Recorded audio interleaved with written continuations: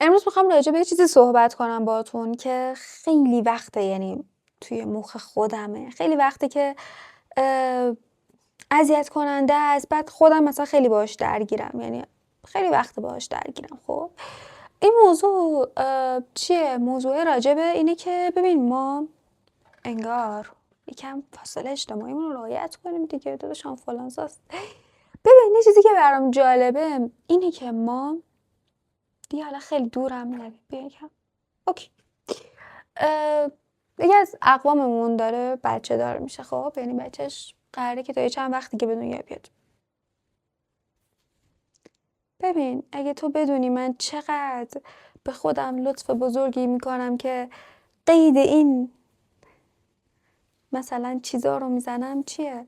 قید این قرتی بازی ها رو میزنم، ما میزنم پشت گوشم، ایشالم اینجور راحت میندازم، بعد میشینم ویدیو انقدر لطف بزرگی در حق خودم و اعصاب روانم میکنم که تو اصلا باورت نمیشه. آره، خلاصه یه بچه فامیلی ما داریم که این داره به دنیا میاد. خب بعد یه آقا پسری هم هست دیگه. من همین الان میتونم اینجا چشام ببندم برای تو چشم بسته غیب بگم که این مسیر زندگیش چجوریه. خب این بچه عزیز ما، خب این بچه به دنیا میاد، مدرسه مهد کودک میره، مدرسه میره، راهنمایی، دبیرستان، خب کنکور میده، خب وارد دانشگاه میشه، خب سر کار میره، خب سربازی میره، خب ازدواج میکنه، خب بچه دار میشه. خب ببین چی میگم؟ یعنی مسیر زندگی برای هممون چیده شده.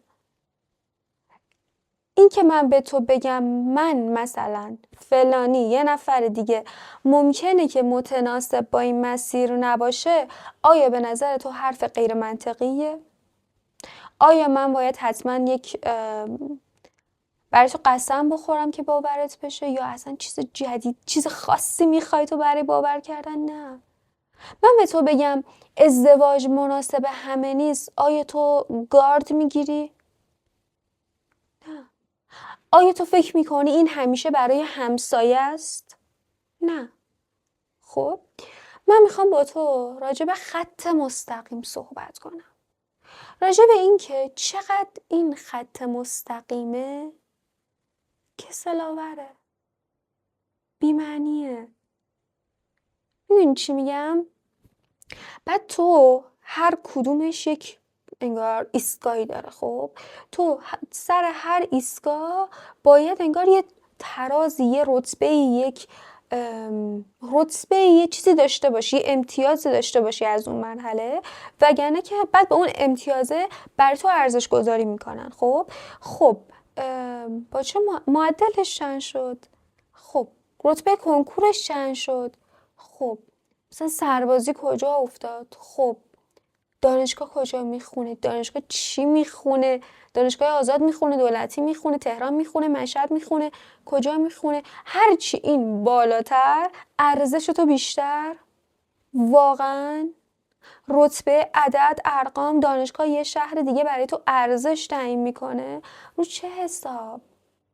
رو چه حساب؟ اصلا ممکنه تو مناسب اون فضا نباشی، ولی اون فضا داره ارزش تو رو برای تو تعیین میکنه، برای تو و برای بقیه. و اگه قبول نشی میگی آها خاک تو سرت، ببین فلانی تونست من نتونستم، من از بچه فلانی کمترم.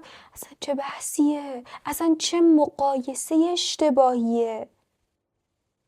شاید بچه فلانی واقعا مناسب این کار بوده، درس بخونه، تست بزنه، رتبه بیاره، دانشگاه قبول بشه، بره خوش به حالش، اصلا حرفی براش نیست. تو یه جای دیگه ای میدرخشی. بعد میدونی این چه اتفاقی میفته؟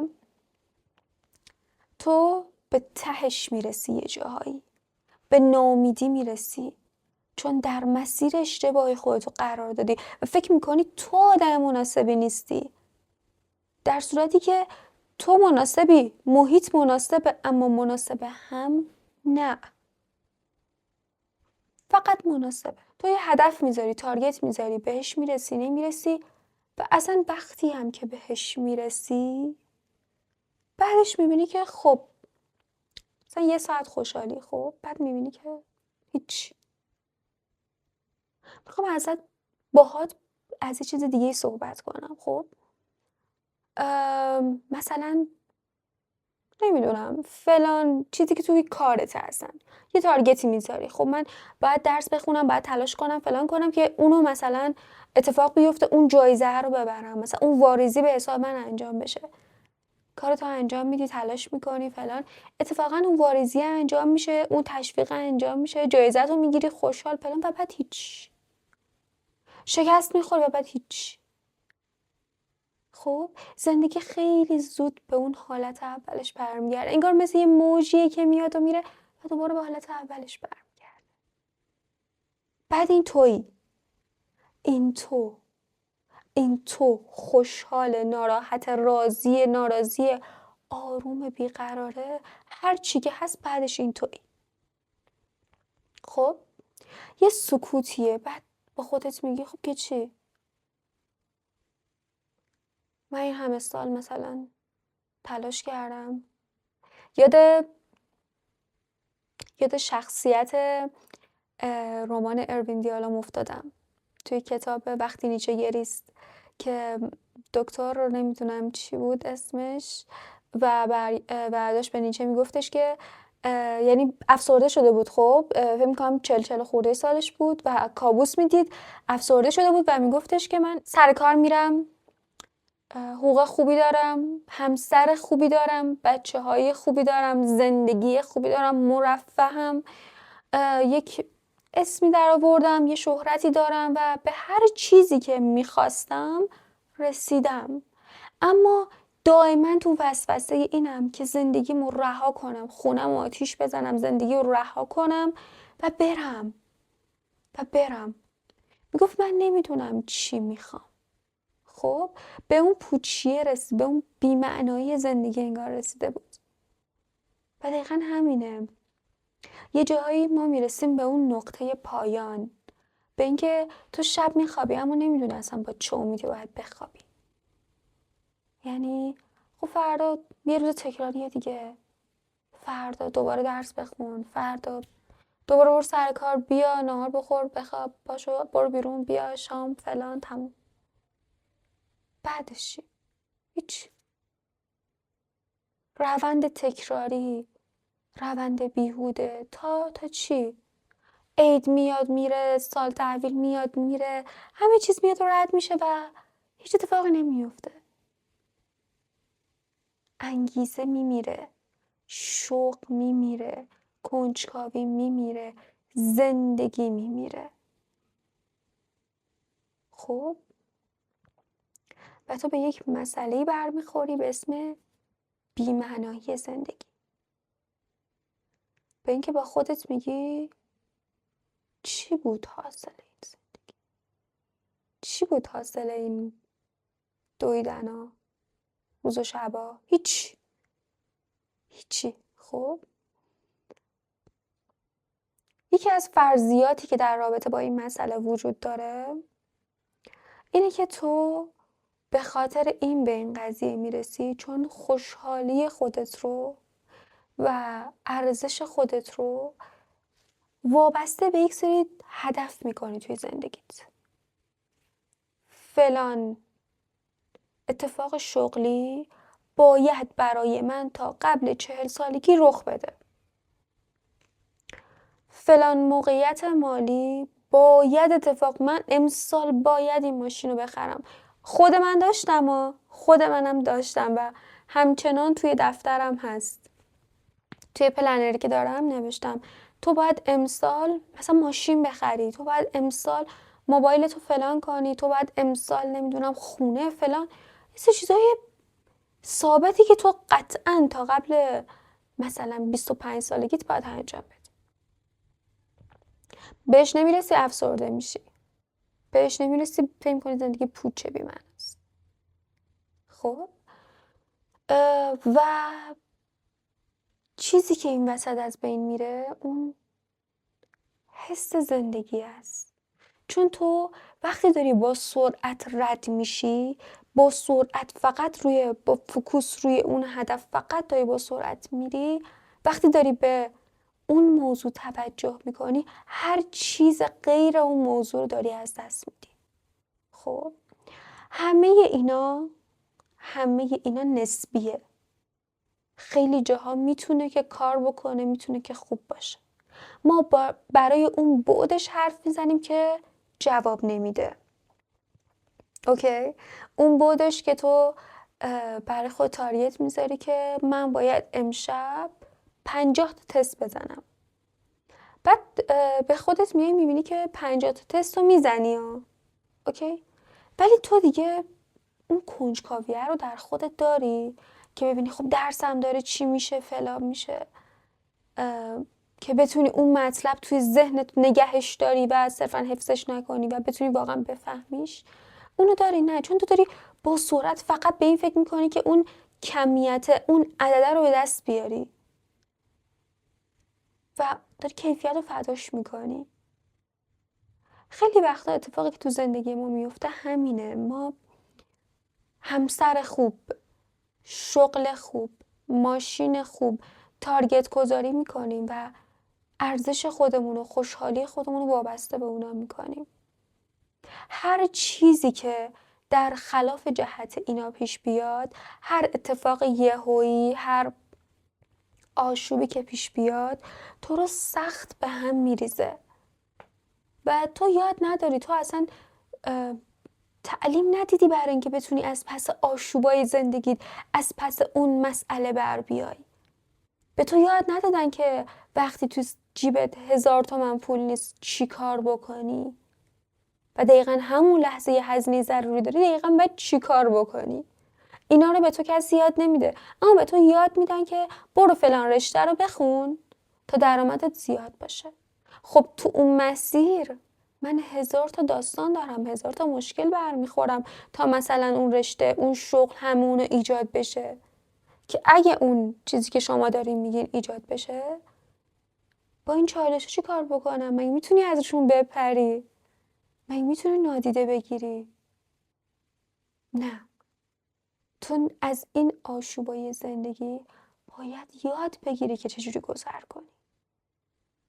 زندگی رقص میون همین آشوب هاست. زندگی موج سواری روی همین آشوب هاست. یادگیری ازشون، زندگی تجربه کردن، زندگی تماما تجربه کردن و یاد گرفتنه. زندگی چارچوب بندی نمیشه، نظم دهی نداره. حتی اون زندگی که شاید به نظر تو خیلی ساده و تو بگی خب بابا اینا دیگه چه مشکلی تو زندگیشون دارن، خیلی دارن ساده و صمیمانه زندگی میکنن، اونا هم پر از مشکلات و چالش‌های خودشون هستن. مهمه که ما بدونیم که ارزش ما رو چیزی خارج از ما تعیین نمیکنه. اگه تو همسری داری که مناسب نیست، پارتنری داری که مناسب نیست، اون آدم ارزش تو رو تعیین نمیکنه. تو نمیتونی بگی خب ببین با فلانی ازدواج کردم، مثلا اینطوری شده، فلان شده، فلان شده، من آدم کمیم که اون اینطوری با من رفتار میکنه. نه، تو نمیتونی روی خودت عیب بذاری. بذار بگم تو میتونی چی کار بکنی. اینو خوب بلدم، واقعا اینو خوب بلدم. تو میتونی خودتو از اون مهلکه بکشی بیرون. چجوری؟ با جسارت داشتن، با پذیرفتن تبعاتش. ببین هر چیزی توی زندگی بها داره. خب هر چیزی توی زندگی بهای خودشو داره. تو نمیتونی همه چیزو با هم انتخاب کنی. نه، تو حالا مثلا آدم خوبی هستی، من با تو ادامه میدم، اما در کنار شروع میکنم به پیدا کردن ارزش خودم و فلان فلان فلان. نه، تو اگه ارزش خودتو پیدا کنی توی ارتباطی نمیمونی که برای تو جالب نیست، به نفع تو نیست. اینا با هم به تضاد میخوره. پس تو یه جایی داری یه جای خودتو گول میزنی. خیلی وقتا ممکنه که توی یه موقعیتی باشیم که فکر کنیم خب بابا الان دیگه موقعیت خیلی خوبه، مثلا من چرا باید از این موقعیت خارج بشم؟ ببین الان چقدر داره خوش میگذره، خونه مثلا بابام نشستم، چه میدونم اصلا نمیدونم چجوری داره هزینه میشه برام، دارم میرم میام، کارتم داره شارژ میشه. خب دیگه چه کاریه من برم سر کار خودم به مشکل بندازم؟ آره عزیزم، آره اصلا تو حق داری، اصلا هیچ منطقی حرف تو رو رد نمیکنه. ولی از اون توی خونه بودن، از اون حصار امن خارج نشدن، تو نمیتونی آرزو کنی که خب من با درآمد خودم فلان چیز رو تهیه میکنم، فلان کار. تو در حد همون کارت میتونی آرزو کنی، تو در همون حد میتونی باشی. این بهایی که تو داری میپردازی برای اون آرامشی که داری، ببین ارزششو داری یا نه. شاید اصلا برای تو ارزششو داشته باشه، خب چرا که نه. برای من نداشت، حقیقتا برای من نداشت. و اتفاقای مختلفی میفته، اتفاقای مختلفی میفته که یک آدمی که اصلا مسیر دیگه یه طرز فکر متفاوتی داره توی ارتباط هایی قرار میگیره که اصلا به دردش نمیخوره، بعد میاد فرکانس خودش رو عوض میکنه، انرژی خودش رو عوض میکنه. اینا همه اتفاقای شاید ما خیلی راحت بیانشون میکنیم. آره فرکانس تو باید عوض کنی، باید انرژی تو عوض بکنی، باید آدمای دورت رو عوض بکنی، از اون رابطه باید بیای بیرون، اما در جایگاه خودش خیلی قدم های سختیه و هر کسی از عهده‌اش بر نمیاد. اینکه تو شروع کنی خودتو بشناسی، ممکنه که یه چیزی باشه که خیلی راحت شنیده میشه توی فضای مجازی بین آدم‌های مختلف که چقدر خوبه خودتو بشناسی. تو کتاب ممکنه بخونی و بارها به این واژه، به این جمله برسی، اما وقتی در درونش قرار میگیری میفهمی که این پروسه یه پروسه بسیار طولانی و بی انتهاییه، واقعا بی انتهاست. اما در این مورد بگم که فوق‌العاده است، فوق‌العاده است. یعنی یه حسیه که مثلا هر بار که تو یه چیزی رو راجع به خودت میفهمی، هر باری که تو رشد میکنی، لول اپ میشی، از یه مشکلی، از یک اتفاق تلخی که به تو آسیب زده، یه چیزی میکشی بیرون، میگی که آها ببین من این شکلیم، این مثلا باگ بوده، این اینطوری بوده، من اینطوریم، باید با این اینطوری برخورد کنم.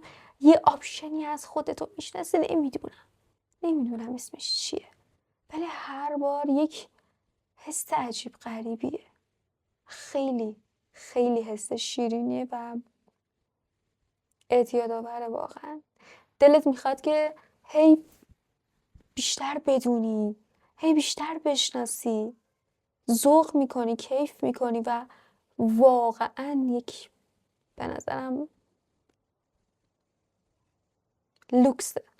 لوکس دقیقاً واژه‌ای که میتونم براش به کار ببرم، لوکس. خودشناسی یه کار خیلی لوکسه، گرون قیمته و هر کسی در حدش نیست به نظرم. چون این زندگیه که خب تو ندونی، یه سری الگو دنبال کنی، چشم بسته، هر کی هرچی بهت میگه خب این اینجوریه، خب اون اونجوریه، باشه من انجام میدم. و خیلی ممکنه زندگی راحتی باشه، مخصوصا برای یک سری از افرادی که حالا به مزاقشون خوش میاد، اما از اون طرف نمیتونم کتمان کنم که چقدر لذت داره اون بعد ماجرا. و در آخر بذاریم بهت بگم که از اون ریتم همیشه صاف زندگی یه بار خارج شو، یه بار اصلا به عمد کارایی رو بکن که هیچ فایده ای نداره. همیشه مثلا کتاب بخونی، همیشه ببین کتاب خوندن خوبه، مثلا نمیدونم پادکست گوش دادن خوبه، کارهای مفید انجام دادن خوبه، اینکه تو مثلا از ساعت 7 صبح بلند شی، بدوی ورزش بکنی، بری سر کار، بیای دوش بگیری، فلان کنی فلان، اینا همه خیلی خوبه. خب خیلی خوبه، اما یه جاهایی رو هم به عمد کارهایی رو انجام بده که اصلا شاید هیچ تأثیری توی ریتم زندگی حالت عادی تو نداشته باشه، یعنی هیچ مفید نباشه. خب مثلا نمیدونم هر کاری، یه رومانی رو بخون که بارها خوندی و هیچی به تو اضافه نمیکنه، ولی صرفا داری میخونی چون دوستش داری، چون دلت میخواد. اوکی، یه جایی یه کارایی رو انجام بده که اون آدم درونت یکم اون توجه رو ببینه. خب و حتما شروع کن به خودشناسی. واقعا اگه یعنی یه آشنایی دارم، آشنا تقریبا، و خیلی آدم جالبیه. میگه من هر کسی که دوستش دارم بهش میگم ازدواج نکنه.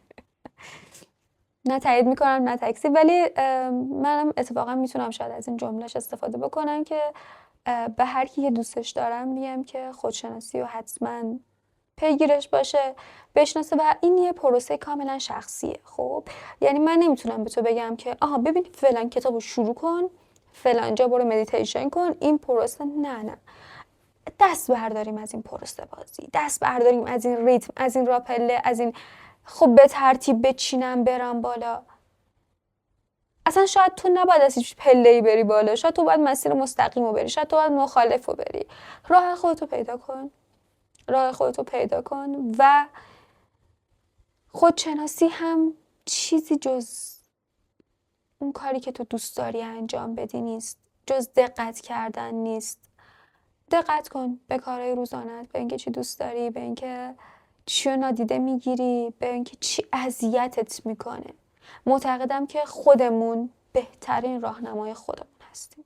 واقعا به این معتقدم. اونجایی که آروم میشی، اونجایی که حالت بده، اونجایی که تو تنشی، اونجایی که اون ارتباط نیاز به قطع شدن، نیاز به ترمیم، نیاز به تلاش، نیاز به هر چی، همه اینا رو بدنمون، حسمون میگه. و اگه یه ذره بهتر گوش کنیم هممون، واقعا شاید که هیچ چیزا عوض بشه، هیچ چیزا بهتر بشه. تغییر درست برای زندگی بهتر، واقعا همینه. میسپارمتون به خدا و